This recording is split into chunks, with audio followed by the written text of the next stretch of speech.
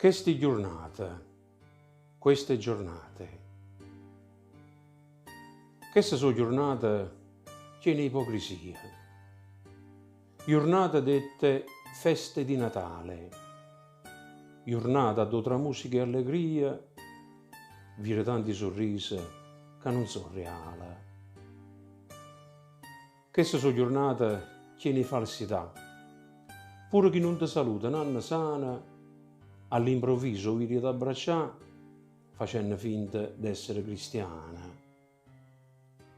Vorrei sapere a che serve chi sta abbraccia, se vorreste tutto là di giorno, non vi guardate in faccia e non dicite neanche un buongiorno.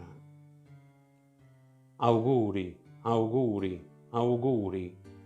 Ma a che serve chi sta auguria se ho festeggiato non da vivere in tuo cuore e tutto l'anno la fa ingiuria offendendo un uomo o signore?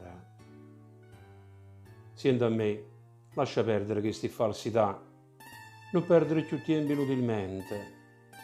Lì è già parola di Dio, l'unica verità che ti può dare una gioia vera e permanente. E per concludere queste esortazioni vi chiedo solamente un favore.